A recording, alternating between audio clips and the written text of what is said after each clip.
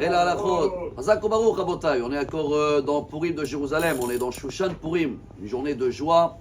Comme vous vous rappelez dans la Megillah, les Juifs, dans tous les 127 pays d'Achashverosh, ils ont fait la guerre pendant le 13 et le lendemain c'était la fête, donc le 14.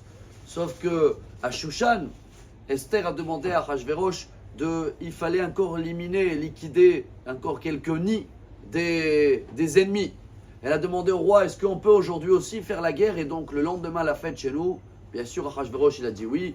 Et à ce jour-là, ils ont pendu les enfants d'Aman, qu'ils ont été pendus 11 mois après leur père. Hein. Aman, il était seul pendu dans l'arbre 11 mois avant, et il a attendu que ses enfants le rejoignent. Donc c'était tout ça, dans quel jour? Dans le 14. Donc le lendemain, ils ont fait la fête à Shushan. Et c'est pour ça que, incroyable ce message, dans toutes les villes qui ont des murailles, qui rappellent Shushan, donc ils étaient occupés hier encore à faire la guerre, ils n'ont pas eu le temps de faire la fête, ils la font aujourd'hui. Vous allez me dire, bon, quel rapport maintenant avec Jérusalem et la ville de Shushan? Alors dans la halakha, on a donné un cadeau à Yehoshua bin Nun. On a fait une catégorie que chaque ville qui avait des murailles à l'époque de Yehoshua bin Nun, elle va faire la fête comme à Shushan, donc le lendemain. Et pourquoi Yehoshua bin Nun? Parce que c'était le premier à combattre Amalek. C'est lui qui a fait la guerre dans la Torah qu'on lit à la fin, qu'on a lu hier. Va y avoir Amalek, Vayomer Moshe Yehoshua, Behar lanu anashim. Le message pour nous, Rabotai, je crois qu'il est très fort.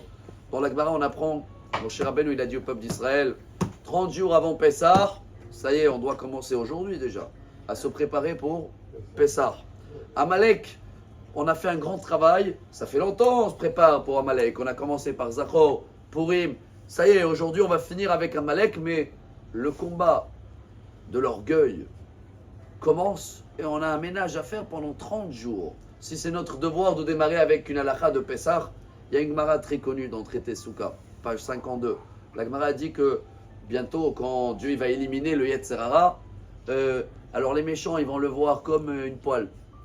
Et les sages ils vont le voir comme une montagne. Waouh! Alors les méchants ils pleurent, ils disent quoi? C'est ça le Yetzer Hara, on n'a pas pu combattre ça. Et les sages aussi ils pleurent. Pourquoi ils pleurent? On l'avait dit plusieurs fois. Les sages doivent être contents, ils doivent danser. Imaginez-vous qu'ils vont voir le Yetzer Hara comme une grande montagne. Alors une des réponses, c'est, chers amis, que même cette grande montagne-là, c'est que du vent. Vous savez qu'est-ce qui rend la galette Hametz? C'est quoi Hametz? C'est une galette avec de l'orgueil. Galette avec l'orgueil, ça veut dire quand la pâte elle a gonflé, ça y est, Hametz. Quand il n'y a pas d'orgueil, Matzah. Donc tout le travail qu'on va faire pendant ces 30 jours à Botaï. Bravo, on a enlevé Amalek. On sait que tout vient de Dieu. Mais attention, hein, on n'a pas achat qu'on a lu cette semaine. Moshe, il n'était pas là. Hop, on voulait faire un veau d'or. Hop, attends.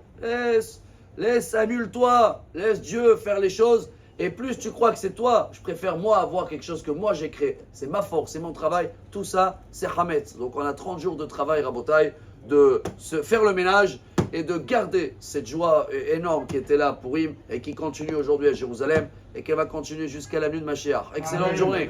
Amar Rabbi